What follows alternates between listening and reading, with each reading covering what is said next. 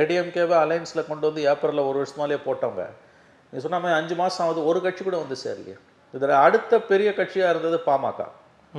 அவங்களுக்கு ஒரு மிகப்பெரிய பின்னடைவு என்னென்னா, பிரதமர் வரும்போது, ஒரு மோடி வரும்போதெல்லாம் அழைக்கப்படலை. அமித்ஷாவோட 2 முறை வந்தபோது தமிழக பயணத்துலேயும் அவருக்கு அழைப்பே இல்லை. ஸோ எங்கே நிற்கிறதுன்னு தெரியாமல் அவர் நின்று கொண்டிருக்கிறார்.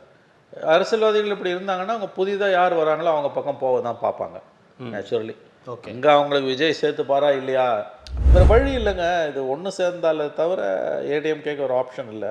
டிடிவி மாதிரியானவர்கள் வந்து ஏடிஎம்கே அவங்களோட நேச்சுரல் அலையன்ஸ் ஏடிஎம்கே அலையன்ஸ் தான். விஜயோ திமுகவோ எல்லாம் சுத்தமாக அவங்களுக்கு செட் ஆகுது. விஜய்லாம் வந்து for the first time Tamil Nadu assembly hung அசம்பிளியாக வரலாம் கார்த்தி. அப்படி தான் எனக்கு தோணுது. இது முழுக்க ஹங் அசம்பிளியாக வருவதற்கான வாய்ப்புகள் இருக்குன்னு தான் எனக்கு தோணுது. எந்த பக்கம் போனாலும் விஜய் பற்றின இவருடைய பார்வை, எத்தனை தடவை பேசினாலும் உண்மை ஒன்று தாங்க. ஒன்றுபட்டால் ஒன்று வாழ்வு, ஒன்றுபட்டால் உண்டு வாழ்வு, நம்ம ஒற்றுமை நீங்களில் அனைவருக்கும் தாழ்வு. ஏடிஎம்கே யுனைடெட் ஒன்றுபட்ட அண்ணா திமுக ரெட்டைல சின்னத்தோட வந்ததுன்னா திமுகவின் வெற்றி கடினமானதாக மாறி. உங்களது ரெட்ரோலக்ஸ் யூடியூப் சேனல்ல தற்பொழுது அரசியல், சினிமா மற்றும் வரலாற்று செய்திகள் மாதத்திற்கு 10 மில்லியனுக்கு மேல நம்முடைய நேயர்களிடத்துல சென்றடையுது. இந்த நிகழ்ச்சிகள்ல உங்களது பிசினஸை விளம்பரப்படுத்தவும் மில்லியன் கணக்கான நேயர்களுக்கு கொண்டு சேர்க்கவும் ஒரு அரிய வாய்ப்பு. தொடக்க கால சலுகையாக மாதத்திற்கு வெறும் 7,999 ரூபாயிலிருந்து ஆரம்பமாகிறது. ரெட்ரோலக்ஸ் நிஜங்களுக்கு வணக்கம். நான் கார்த்திக். இன்றைய நேர்காணலில் நம்முடைய இணைந்திருப்பவர் மூத்த பத்திரிகையாளர் திரு மணி அவர்கள். வணக்கம் சார். சார் வணக்கம் சார். செப்டம்பர் 17 விஜய் அவர்களுடைய மக்கள் பயணம் தொடங்க இருக்கிறதா செய்திகள் ஒரு பக்கம் வெளியாகிட்டு இருக்கு. அதற்கான அந்த வண்டி வந்து ரெடியாகிட்டு இருக்க மாதிரியான செய்திகள் நம்ம தொலைக்காட்சிகளில் பார்க்குறோம். இது ஒரு பக்கம் அவருடைய பயணத்திட்டம், மக்கள் பயணம், ஒரு மக்களை முதல் முறையாக சந்திக்க போகிறார்ன்றது ஒரு பக்கம். இன்னொரு பக்கம் டிடிவி தினகரன், ஓபிஎஸ் இவர்களுடைய சமீபத்திய பேச்சுகள் வந்து தாவேக்காவை நோக்கி அவங்க செல்வதன் மாதிரியான அவங்களுடைய பேச்சுக்கள் இருக்குது.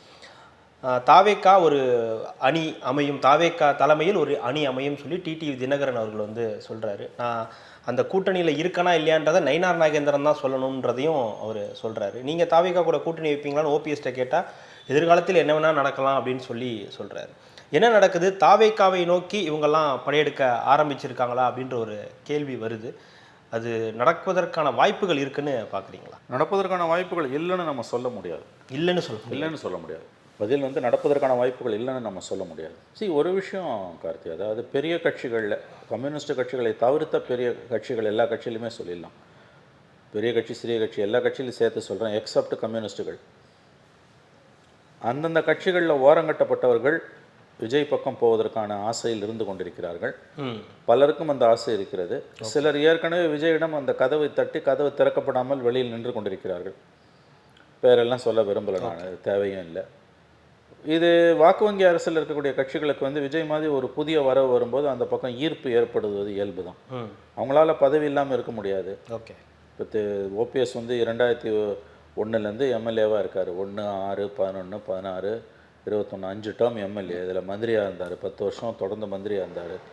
கிட்டத்தட்ட 3 முறை 370 நாட்களுக்கு மேலே ஓராண்டு காலம் வரும் முதலமைச்சராக இருந்திருக்காரு. இப்போ அவர் என்ன பண்ணுவார்? அவரால் வந்து பதவி இல்லாமல் இருக்க முடியுமா? அடுத்த எலெக்ஷனில் எப்படியாவது போய் வந்து உட்காந்துடணும். அது ஒன்று தான் எய்ம். யாரோட வேணுமானாலும் அவர் போவார், அதில் எந்த சந்தேகம் வேணாம். அதே தான் டிடிவி தினகரன். ஓகே, ஒரு எம்பியாக ஒரு டேர்ம் இருந்தார். அதுக்கு பிறகு எம்எல்ஏவாக அவர் ஜெயிச்சார். ஆனால் அசம்பிளிக்கே போனதாக சரித்திரம் இல்லை உங்களுக்கு, இல்லையா? ஆமாம். இப்போ அவருக்கு வந்து கட்சி நடத்தி கட்சி ரொம்ப மோசமான கண்டிஷனில் இருக்குது. யாருமே இல்லை. அவர் வந்து ஏடிஎம்கேவோட இல்லைன்னா அவருடைய அடையாளம் என்பது அதிமுக வாக்குகள் தான். ஓகே. அதனால் அவர் வந்து இப்போ எலெக்ஷன் டைமில் அவங்க யூஸ்வலாக இந்த மாதிரி பாலிட்டிஷியன்ஸ் விஜய் மாதிரி ஒரு புதிய வரவு, அது மக்கள் செல்வாக்கு இருக்குது அப்படின்னா அந்த பக்கம் நகர தான் அவங்க விரும்புவாங்க. இல்லைனா இதில் என்ன இப்போ இவங்களுக்குள்ள ஒரு பிரச்சனை வந்திருக்கு? ஏன்னா பாஜக கூட்டணியில் தான் அவங்க இருக்காங்க, தேசிய ஜனநாயக கூட்டணி தான் அவங்க பேசுகிறாங்க.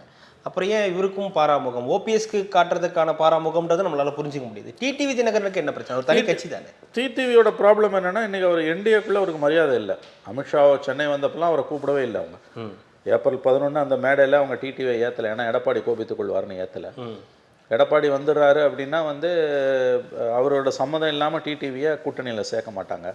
டிடிவியை என்டிஏல அக்காமடேட் பண்ணுறது அமித்ஷாவுக்கு ஈஸி. எனக்கு கேட்டிங்கன்னா ஏன்னு கேட்டிங்கன்னா காங்கிரஸும் சரத்பவாரும் பிரிஞ்சாங்க, கூட்டணியில் ஒன்றா இருக்காங்க.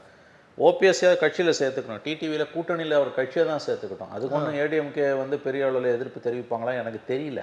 இல்லை எதிர்ப்பு இருக்கிற மாதிரியும் தெரியல, தெரியல. ஒன்றுமே இல்லை. ஆனால் அவருக்கு அங்கே மரியாதை இல்லை. என்டிஏ கூட்டத்தில் கூட்டணியில் மாதிரி மரியாதை இல்லை. அவருக்கு என்டிஏ கூட்டங்களுக்கு அவர் அழைக்கப்படவில்லை. பிரதமர் வரும்போது, அவர் மோடி வரும்போதெல்லாம் அழைக்கப்படலை. அமித்ஷாவோட 2 முறை வந்தபோது தமிழக பயணத்துலேயும் அவருக்கு அழைப்பே இல்லை. ஸோ எங்கே நிற்கிறதுன்னு தெரியாமல் அவர் நின்று கொண்டிருக்கிறார். அரசியல்வாதிகள் இப்படி இருந்தாங்கன்னா அவங்க புதிதாக யார் வராங்களோ அவங்க பக்கம் போக தான் பார்ப்பாங்க நேச்சுரலி. ஓகே, இங்கே அவங்களுக்கு விஜய் சேர்த்துப்பாரா இல்லையா அது $1 மில்லியன் கொஸ்டின். அவர் யார் பார்க்குறாங்க என்னன்றதையும் தெரியறதில்லை. இந்த விஜய் வந்து இப்போ இந்த ஆண்டவனை பற்றி சொல்லுவாங்கள்ல, கண்டவர் விண்டதில்லை, விண்டவர் கண்டதில்லைன்னுவாங்க. அந்த கதை விஜய் கதை. அவர் எவன் பார்க்குறான் எவன் பார்க்கலன்னு தெரியல. பார்த்தவன் சொல்கிறதில்ல, சொன்னவன் பார்க்கறதில்ல. கண்டவர் விண்டதில்லை, விண்டவர் கண்டதில்லைன்னுவாங்க இறைவனை பற்றி பேசும்போது. அந்த கதை தான் விஜய் கதை. வித்தியாசமான அரசியல்வாதி. ஆனால் இவங்க எல்லாருக்குமே அவர்கிட்ட மறுபடியும் அவர் ஒரு ஹோப் கொடுக்குறாரா? விஜய்க்கு ஒரு ஹோப் இருக்குது, இவங்கெல்லாம் அங்கே போவாங்கன்ற ஒரு ஹோப் தாவே அந்த இடத்துக்கு வந்துடுச்சு. நல்ல கேள்வி இது. அந்த ஹோப் வந்துடுச்சு. இவங்கெல்லாம் போய் சேர்ந்தாங்கன்னா அதில் சிலர் வெற்றி பெற கூட வாய்ப்பு இருக்குது. இப்போ பாருங்க, for example person like Nanjil Sampath, அவர் பேச்செல்லாம் நீங்கள் கவனிங்க. ஆமாம், அவர் வந்து விஜயை சிலாகிச்சு தான் பேசுகிறார். ஆமாம், விஜயோட பலத்தை இப்போ நம்ம பேசுகிறோம் அப்படின்னா நம்ம வேறு கேட்டகரி, நமக்கு எந்த எதிர்பார்ப்பும் கிடையாது. அவங்க கூப்பிட்டு கொடுத்தா கூட நம்ம வாங்கினான்னு சொல்ல போகிறோம். நம்ம அந்த ப்ரீடு கிடையாது. நம்மள்கிட்ட கொடுத்தா அது என்னன்னு தெரியாது. இல்லை ஒரு எம்எல்ஏ சீட்டு கொடுன்னு அவங்க சத்தியமாக கொடுக்க மாட்டாங்க. ஒரு உதாரணத்துக்கு சொல்கிறேனே, கூடுனாலும் நாங்கள் எடுத்துக்க மாட்டோம். இல்லை ஒரு நியமன உறுப்பினராக போனாலும் நம்ம ஏற்றுக்க மாட்டோம். என்ன வி ஆர் டிஃப்ரெண்ட் கேட்டகரி. நமக்கும் தெரியும், அவங்களுக்கும் தெரியும். அரசியல்வாதிகள் அப்படி அல்ல. அப்போ அரசியல்வாதிகள் விஜயை பற்றி ஒரு வார்த்தை பாசிட்டிவாக, இப்போ டிடிவி வாயிலேருந்து விஜய் பற்றி ஒரு வார்த்தை பாசிட்டிவாக வருதுன்னா அது கண்டிப்பாக ஒரு விண்ணப்பம், ஒரு அப்ளிகேஷன், ஒரு விதமான வேண்டுகோள், அப்படி தான் நம்ம அதை எடுத்துக்கணும். இல்லை டிடிவி அவ்வளோ சீக்கிரம் பாஜக விட்டுருன்னு பார்க்குறீங்களா? பாஜக யாரை வேணால் கைவிடுங்க. இல்லை, ஆனால் சுயநலத்துக்காக பாஜக யாரை வேணால் கைவிடும், யாரை வேணால் பலி கொடுக்கும். பாஜகவை நம்பி தெருவுக்கு வந்தவன் தான் அதிகமாக ஒழிய வாழ்ந்தவன் ரொம்ப கம்மி. இல்லை சார், இப்போதைக்கு அதிமுக பாஜக தான் இருக்கு கூட்டணியிலேயே, மற்ற யாருமே இல்லை. தேமுதிக கூட என்ன பண்ணுறாங்க, ஏன்னா முதுகில் குத்திட்டாங்கன்னு பிரேமலதா அவர்கள் வந்து சொல்கிறாங்க, செய்தியாளர் சந்திப்பிலே சொல்கிறாங்க. அப்படின்னும் போது எப்படி டிடிவியும் விட்டுட்டு ஓபிஎஸும் இல்லாமல் ஒரு வெற்றின்றது எப்படி அவங்க யோசிக்கிறாங்க? எடப்பாடி யோசிப்பார், ஓகே, பாஜக அப்படி யோசிக்குமா? ஒரு விஷயம் புரிஞ்சுக்கோங்க, இப்போ அவங்க கவனம் பூரா பீகார் எலெக்ஷனில் இருக்குது.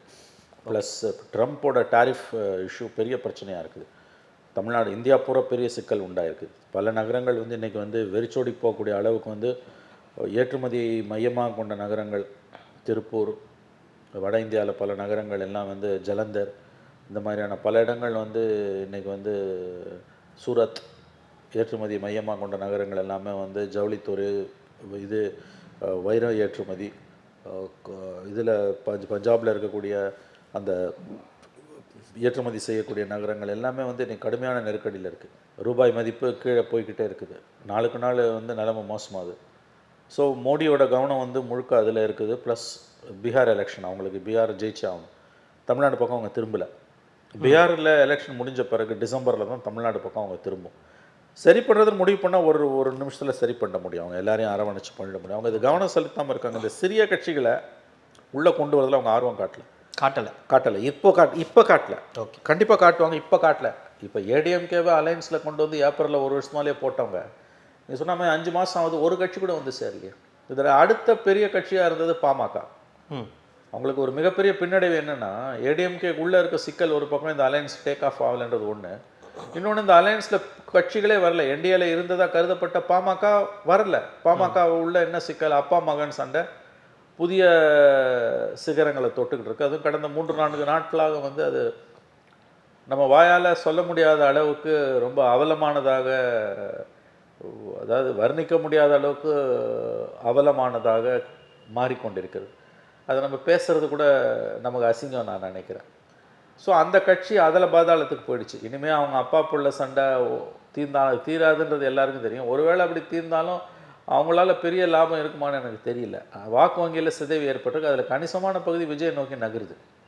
பாமக வாக்கு வங்கியில் கணிசமான பகுதி விஜயை நோக்கி நகருது.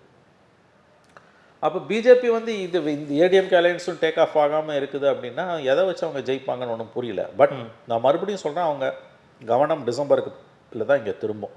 ஓகே, எலெக்ஷனுக்கு இன்னும் 8 மாதம் இருக்குது.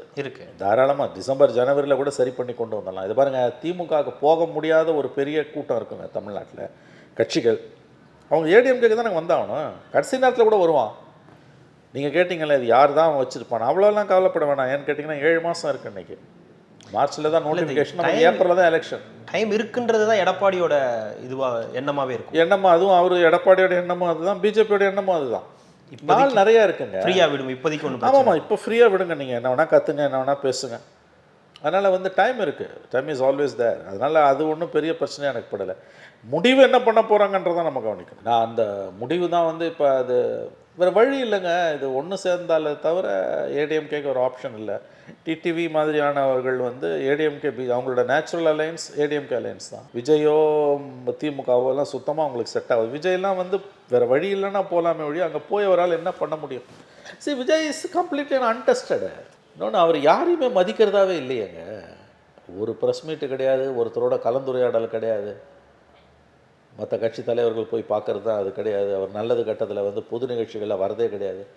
இப்போ அனைத்து கட்சி கூட்டம் அழைப்பு கொடுக்குறாங்கன்னா விஜய்க்கு யாராவது கொடுக்கணும்னு தோணவாது செய்தா? இல்லை, சீமானு கூட கொடுக்குறாங்க, அவருக்கு தோணது கூட செய்கிறதில்ல. அந்த ரெக்கக்னேஷனே அவருக்கு இன்னமும் வரலையே.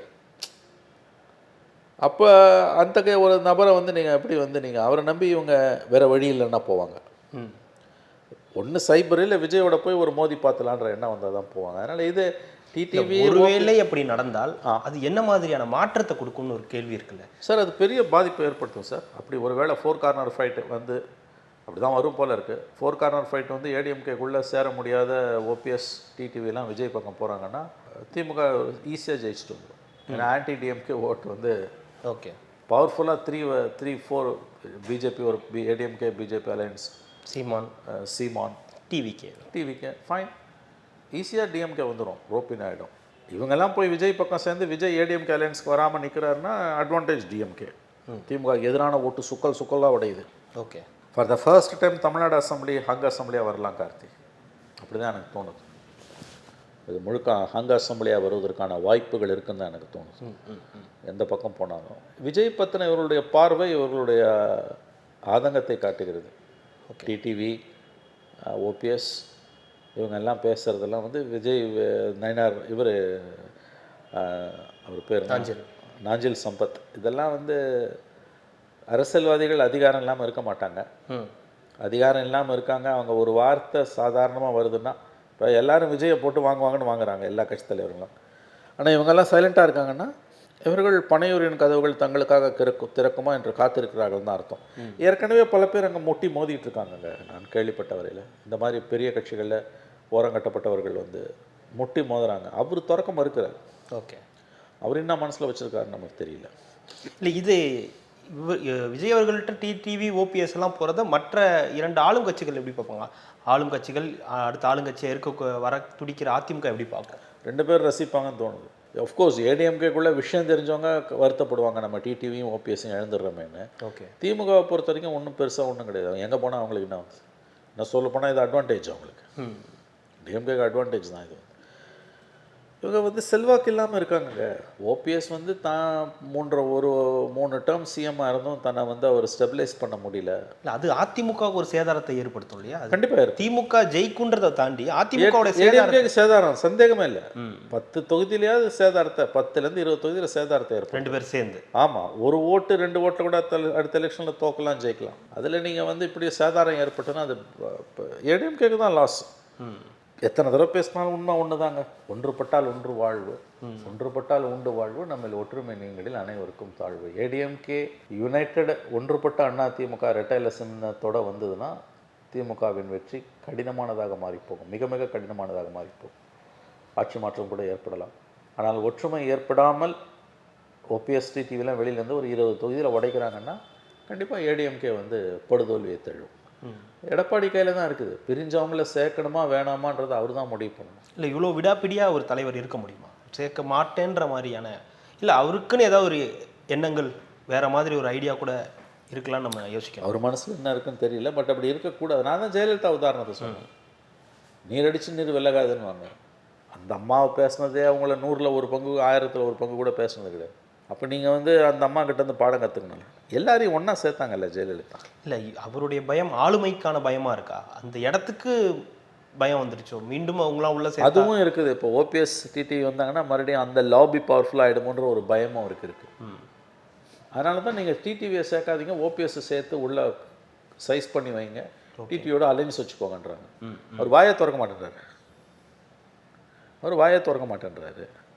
ஸோ இந்த தலைவர்கள் பேசுகிறது கார்த்திக், மறுபடியும் சொல்லுகிறேன், கம்யூனிஸ்ட் கட்சிகளை தவிர்த்த மற்ற எல்லா கட்சிகளிலும் ஓரங்கட்டப்பட்டவர்கள் விஜயின் வருகைக்காக வாய் பிளந்து காத்து கிடக்கிறார்கள். அவங்க வேறு வழி இல்லை, அவங்களுக்கு லக்கில் ஜெயிச்சு வந்தாலும் வந்துடுவாங்க. அதுக்கப்புறம் கதை கந்தரகோலம், அது வேறு விஷயம். ஸோ விஜய் ஃபேக்டர் தான் இவங்களுக்கு வந்து ஒரு இன்றைக்கி பூஸ்டாக இருக்குதுன்னு எனக்கு தோணுது. ஓகே, கண்டிப்பாக சார், தொடர்ந்து பேசலாம். மிக்க மகிழ்ச்சி. நன்றி சார், நன்றி.